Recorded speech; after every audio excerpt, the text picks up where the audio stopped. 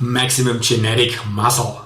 Sounds like a supplement brand, but it's just math and some basic data science. In this video, I took published research and built my own simulations on those results. I want to find out how fast or how slow muscle grows and how long it takes you to reach your genetic maximum. So how long does it take you until you can't gain anything anymore? And then I took my simulations and compared them with my own data to find out where I stand. Let's go.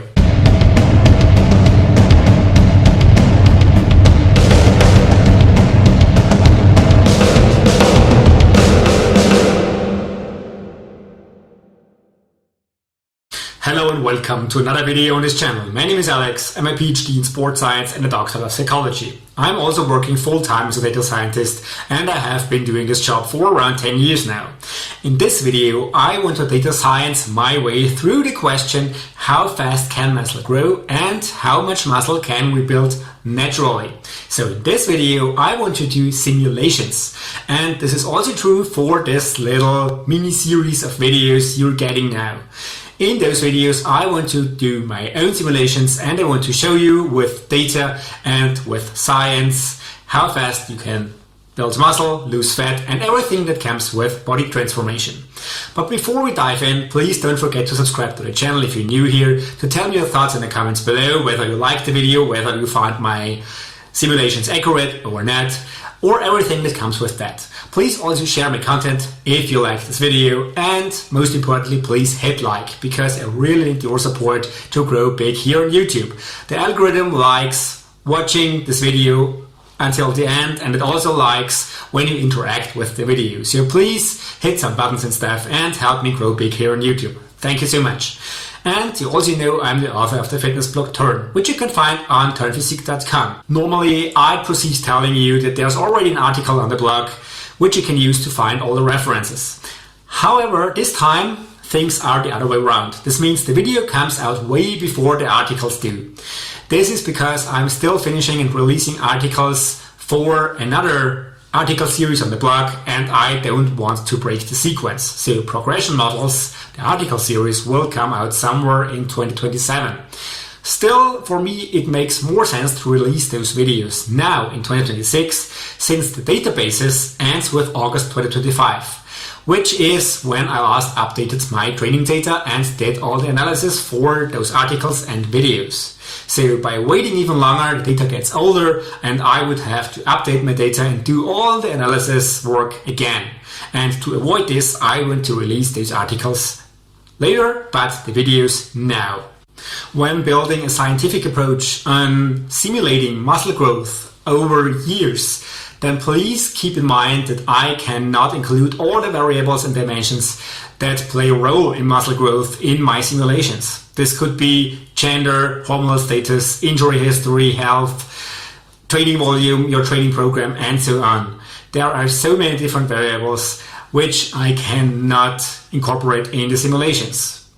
This is why I'm basing my simulations on the exercise basics I'm going to release on this channel or that already have been released depending on when I'm releasing those videos.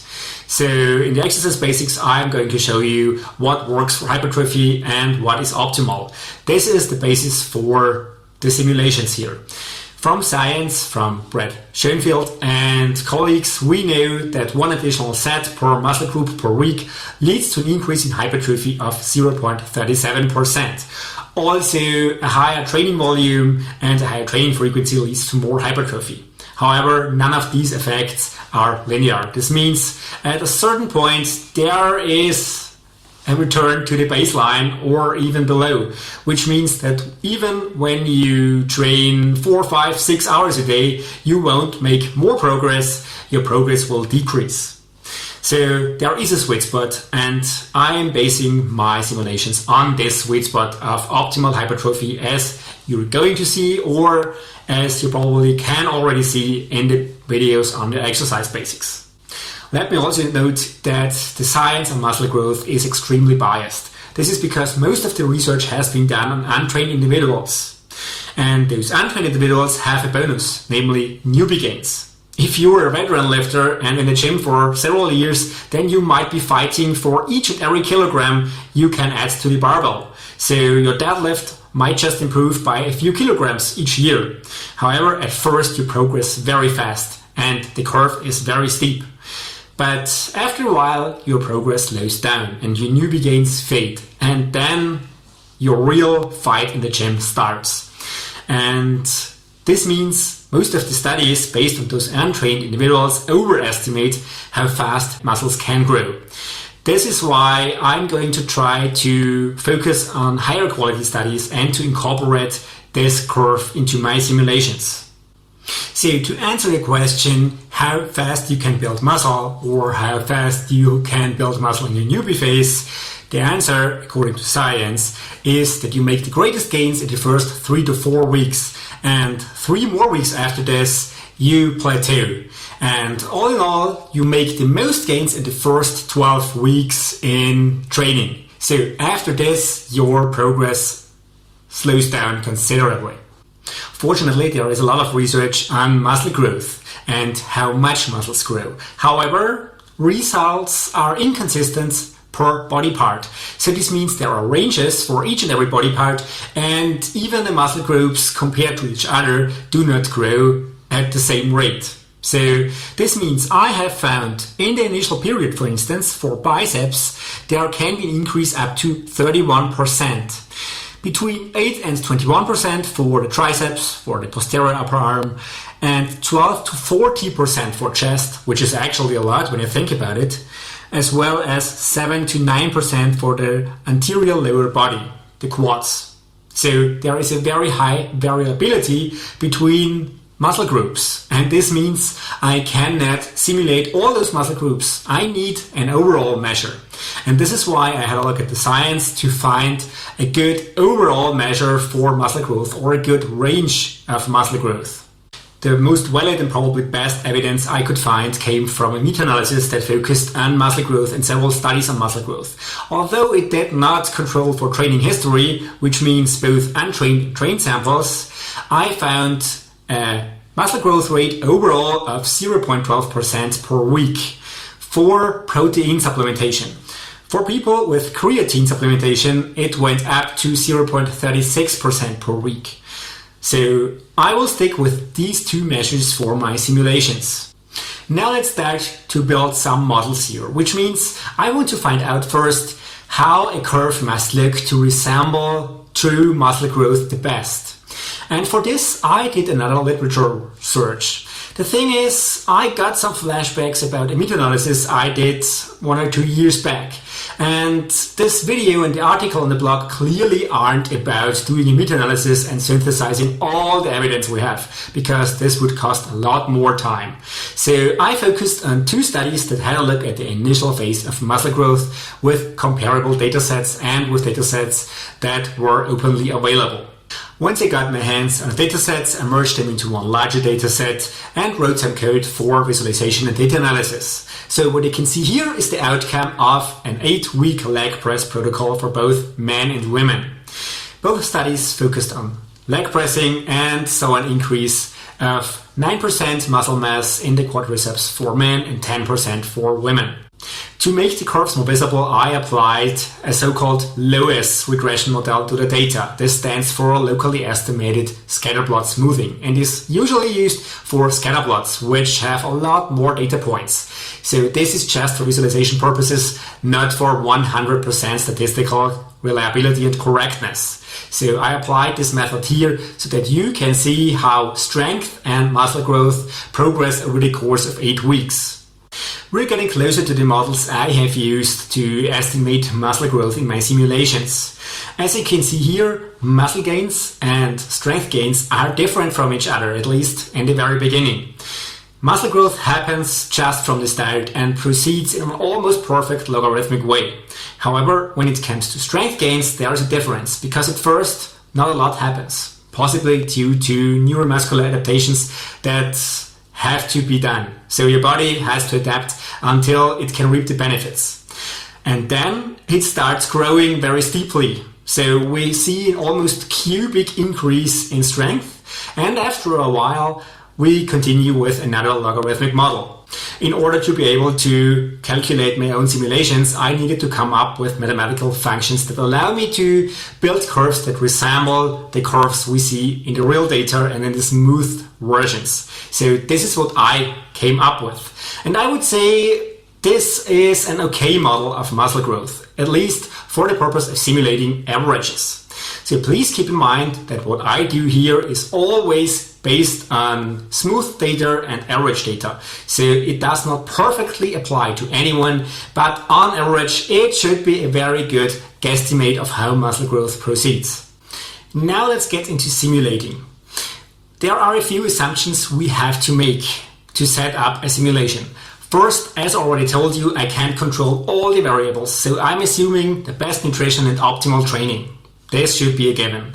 Second, I'm assuming that my imaginary simulation people, a man and a woman, are younger than 25 years. This is because it gives them more time to develop and more time at a good hormonal status.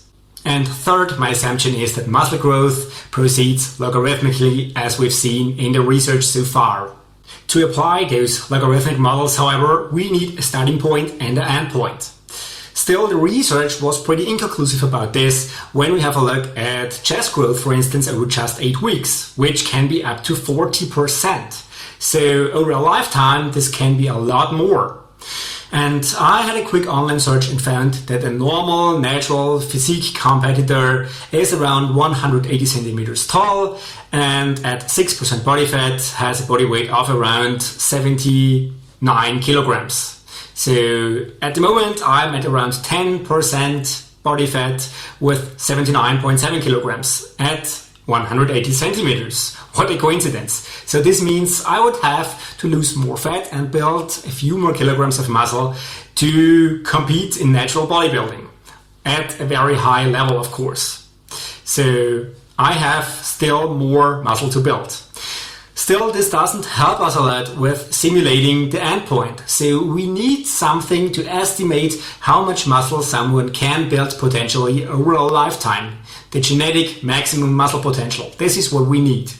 On the internet you can find various different formula for estimating maximum muscle growth. I decided to stick with Dr. Casey Butt's formula because it incorporates body fat percentage and corrects for it. So this means at a given body fat percentage you can calculate how heavy you should be. And the body fat percentage is relevant in the simulations as bulking and cutting phases are related to changes in body fat. So this formula has different measurements in it. And you can try to calculate your own maximum muscle growth potential by using the formula. We have H. H stands for your height in centimeters. Then we have F. F is the body fat percentage. And then we have W and A, which stand for wrist and ankle measurements for the circumference of your wrist. This is because both wrist and ankle measurements were shown to be a good predictor of the muscle mass your body can maximally hold. So if you have large and wide wrists and ankles, then your body can potentially build more muscle than on bodies that have small wrists and ankles. And this is why they are included in the formula. In order to create simulations that fit the average best, I had another look into the science and I wanted to find samples that are representative for ankle and wrist measurements. So these are the values I found in scientific papers and I used them for my simulations. In addition, I assumed a body weight of 40 kilograms for women and a body weight of 60 kilograms for men. So in both cases I went with beam pole as a starting point because it's easier to simulate fat loss and fat gain. Of course I could have started with more body weight, but for the sake of easier visualization I started with very low weights for both men and women at 160 centimeters of height for women and 180 centimeters of height for men. But before I ran my simulations for muscle growth, I wanted to find out which of the dimensions of the formula contribute the most to the outcome, to the maximum muscle potential. And I did this by creating datasets, simulation datasets. So I ran another simulation beforehand. And those simulation datasets were based on all possible constellations of some realistic values for both men and women. As you can see here, I used all those input values and tried to create each and every possible outcome. So I ended up with hundreds of thousands of rows in a dataset, and I calculated the maximum muscle potential for each and every row. And after this, I tried to correlate the outcome with the input dimensions. A correlation analysis gives you the so-called correlation coefficient R, and this is a value between 0 and 1 or 0 and -1 for negative correlations. A correlation is interpreted in the way that one value improves, then the other value also improves for positive correlations, which means above 0. Below 0, from 0 to -1, are values that improve, while the second variable decreases. So the outcomes show us how strongly something correlates, so how strongly both variables occur together. Of course, we don't see any causation in normal correlation analysis, but when it comes to maximum muscle potential, we have research that shows that, for instance, the wrist measurement has something to do with how much muscle your body can hold. So I wanted to find out what is the strongest predictor here for this particular formula. And I calculated correlations with each and every outcome for those dimensions in the formula. After running the analysis, I plotted the results, as you can see here, for wrist measurements. On the y-axis, from top to bottom, you'll always find the maximum muscle potential. And on the x-axis, from left to right, you will find the dimensions. And I did this for both men and women separately. And I also only included maximum and minimum values, because otherwise in these scatter plots you would see tons of black dots and you wouldn't be able to read anything. I also used a regression line in there, the blue lines, which indicates how steep the effect is. And the steeper, the closer it is to 1. So the more perfect the correlation is. And I also gave you the R values, which means the correlation coefficients. If they are perfect, they would show a 1. And if there is just random noise, they would show a 0. And as you can see here, those values are somewhere around 0.2. So we don't have a strong effect, and we can talk about having a small to slightly moderate effect here. So wrist measurements have probably an influence on your maximum muscle potential, but not the strongest one. The same is true for ankle measurements. As you can see here, values are also not the best. So we are also far off from a value of 1. This means that ankle and wrist measurements give you some maximum muscle potential and have something to do with the maximum muscle potential, but they are not related as strongly as probably the other factors when it comes to how much muscle you can build. What we have left is body fat percentage and height. When it comes to body fat percentage, there is almost no correlation in one of those constellations. And this is because body fat percentage in the formula is only there to help you estimate your total body weight at the end. So this means if you give the formula 10% body fat, then it will show you the amount of body mass at 10% body fat. But if you give the formula another value, for instance 20% body fat, you will receive a higher output, but the body fat percentage can be regulated. So this means the lean mass in the background of the formula always stays the same. And this is why we see no correlations here. However, this leaves the biggest impact on maximum muscle for height.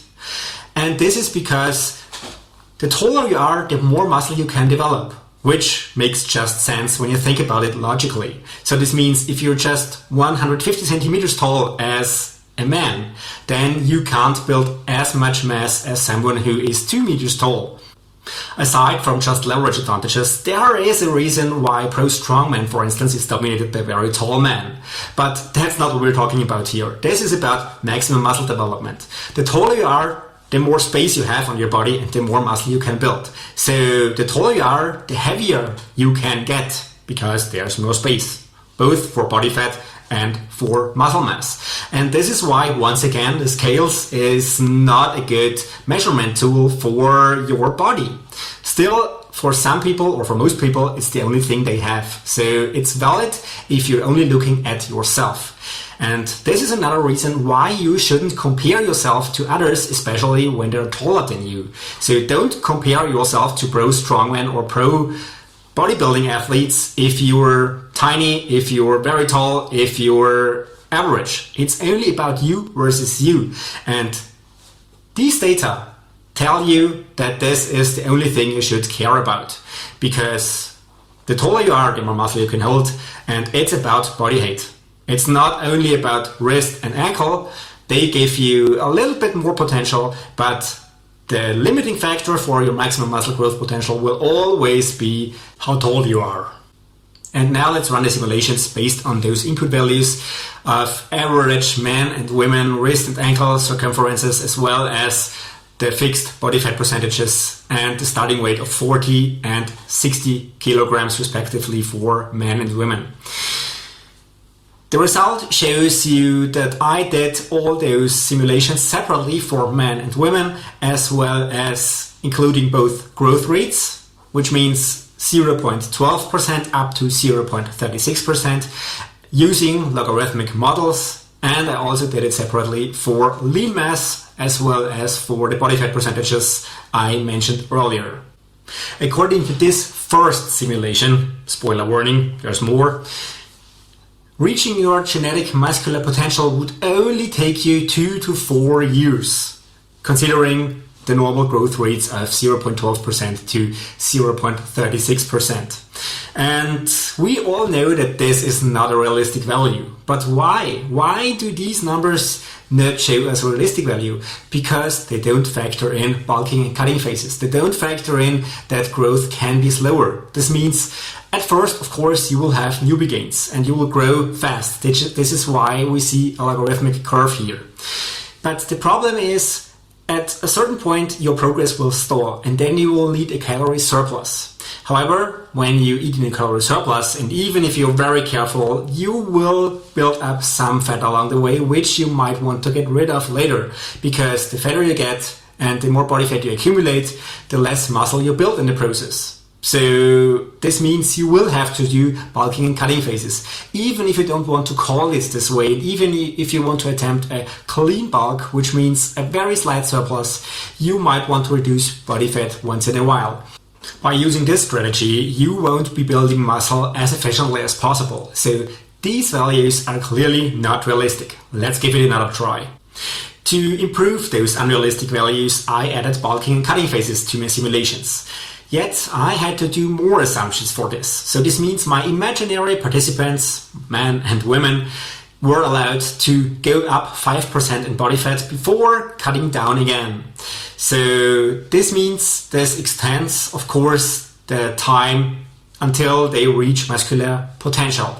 Still, when bulking, I added another variable here, namely fat gain, because this is associated with fat gain. And I configured it in a very realistic way. This means 0.3 kilograms of body fat per week. For some, this could be a lot. For some, this could be just not enough. So depending on how many calories you ingest, this might be realistic or not realistic for you. In cutting phases, however, I allowed my imaginary participants to drop body fat at a rate of 0.5 kilograms per week, which should be realistic for most of you. And this is the result. Now we see that the time to reach muscular potential has extended tremendously. For men, this could be 2 to 7 years. And for women, this can be 3 to 10 years. Of course, the lower boundaries, 0.36% muscle gain, is still unrealistic. And even if it was obtained from meta-analysis for participants on creatine, I would still argue that this is not realistic, especially when you are experienced. And even on this logarithmic model, we cannot expect that those participants will always stick to such a high growth rate. So I would say the upper ends of our ranges are more realistic for most of you. Still, I'm not so satisfied with just letting my participants go up 5% in body fat, because I would say this isn't realistic for most of you. Some bulk up even more. So if you start at around 10% body fat, you might want to go up to around 20% body fat before you cut down again. Still, you also shouldn't forget that the more body fat you accumulate, the less insulin sensitive you get. So muscle growth gets harder the more body fat you accumulate. And 10% still might not be realistic for most of you as a body fat gain until they want to cut again. So my second simulation, as you can see here, gives us slightly different values. Now we see an interval for men between 3 and 9 years and 4 and 13 years for women.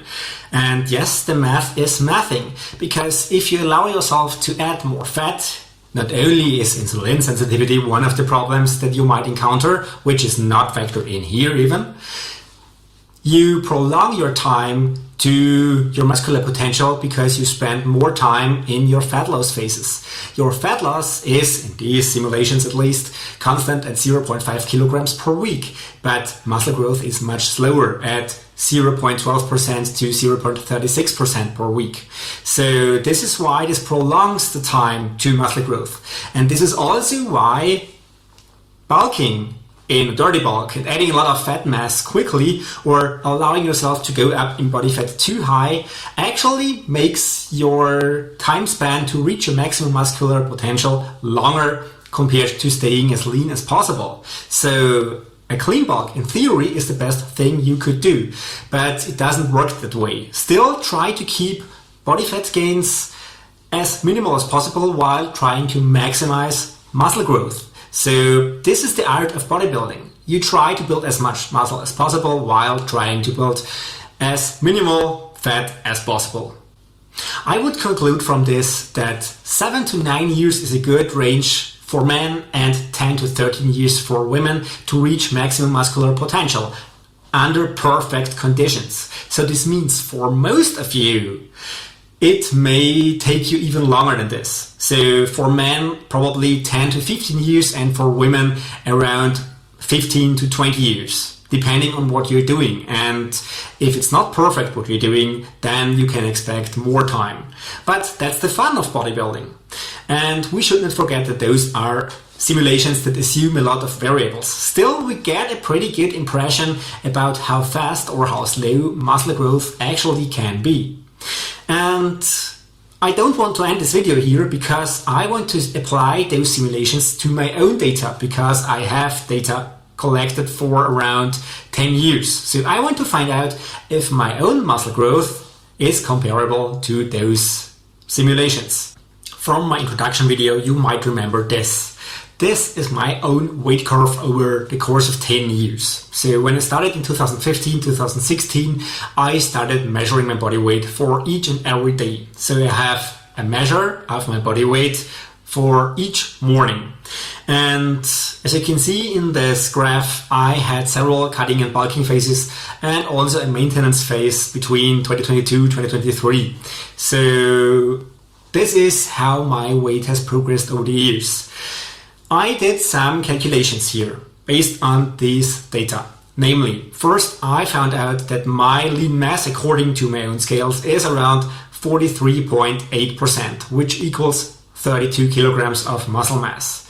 Of course, this might be realistic or not because my scales just does an estimate using my feet without any electrodes in my hands and so on. So the value probably is off. Still, for this, it's enough. You can also see that I tried to find out the lower and upper boundaries in muscle growth per year. So how much muscle I would have built based on those 0.12% and 0.36%. And this gives me a net muscle growth of around 2 to 4 kilograms of muscle per year on average. So this isn't a lot for the course of 10 years. And what's more, I also did my measurements so that I had those values to input in the formula. And as you can see here, my ankles have 23 centimeters, I am 180 centimeters tall, and so on. So those are the values that will be used to calculate my maximum muscle potential. I also used my starting weight from 2015 when I was 70 kilograms.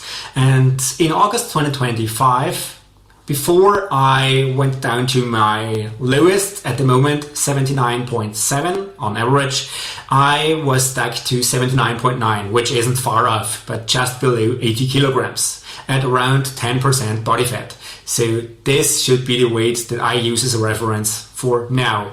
And my goal body fat percentage will also be 10%. Putting those numbers into my simulations, I get this as the first version and the perfect version of the simulations. Of course, we shouldn't have a look at the time frame here because we already know that this is not relevant for this perfect version, but we should use this as a reference to see how much muscle I could actually build at 10% body fat. So this means at 10% body fat, my maximum genetic potential for muscle growth would be 87 kilograms.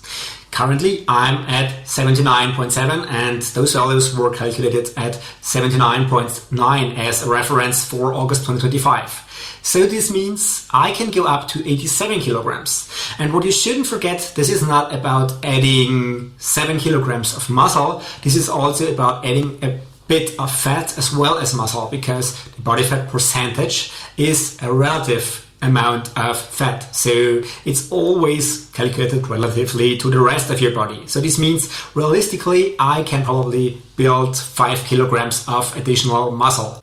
This does not mean that I will reach these goals, 87 kilograms at 10% body fat, in the next 2 to 3 years, given a growth rate of 2 kilograms per year, because I'm at a stage now where my muscle growth has considerably slowed down compared to at the beginning of my journey. We know that the curve is algorithmic, so it might take me 4 to 5 years or even longer to reach near genetic maximum potential.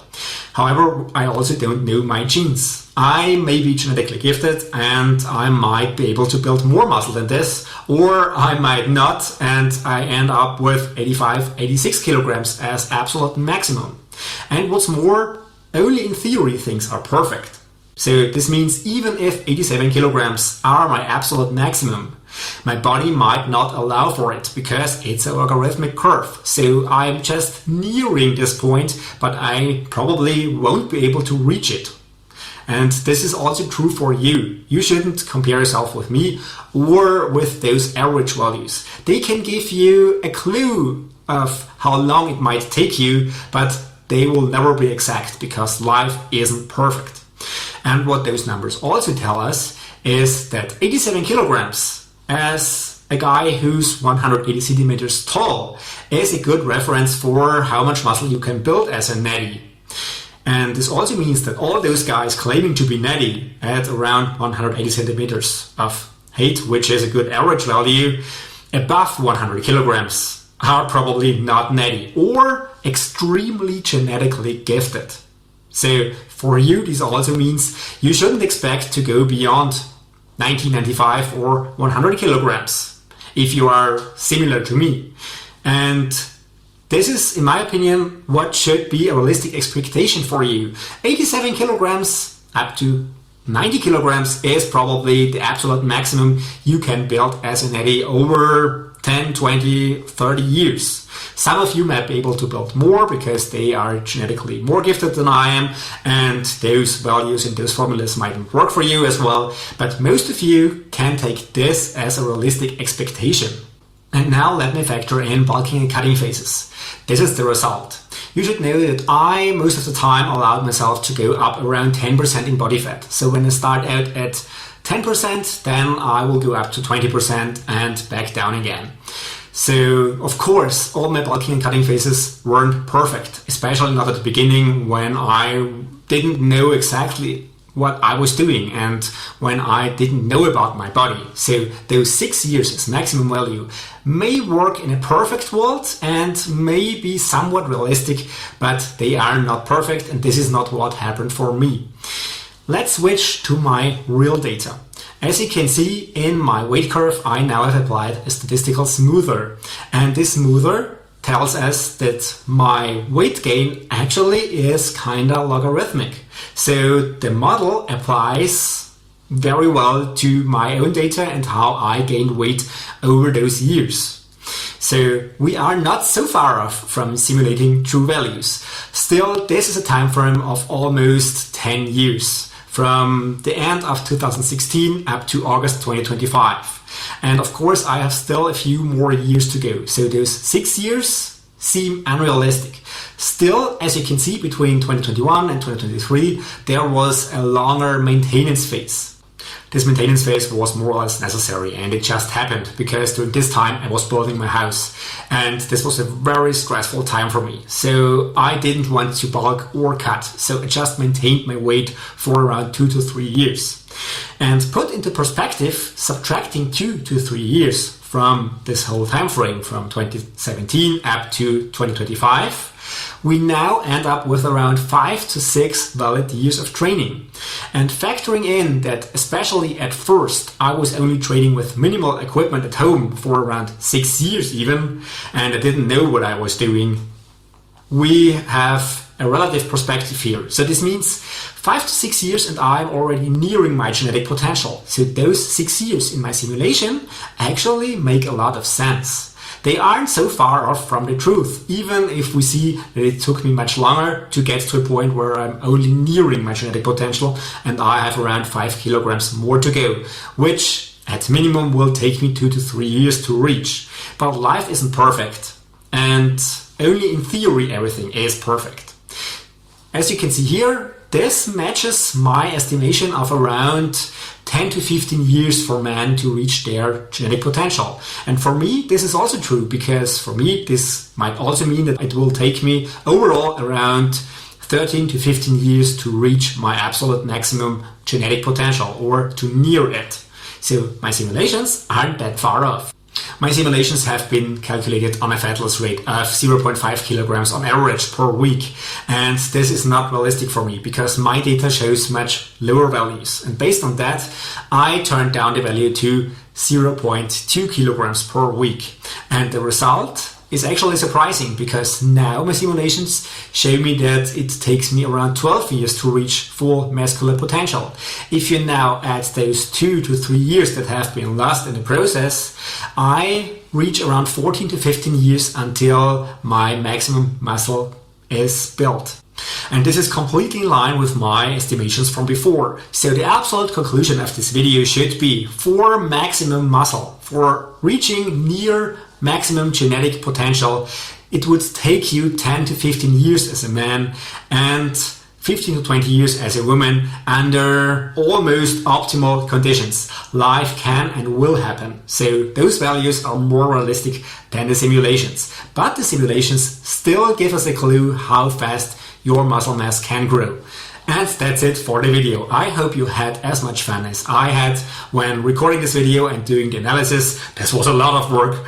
Please subscribe to the channel if you're new here and comment your thoughts on my plots and on this video in the comments below. Please also don't forget to share this video if you like my content and to leave a like, because I really need your help to grow big here on YouTube. So interacting with my video, commenting, sharing, liking and so on is very important for me. Thank you so much for your support. And now let's roll the drums. See ya!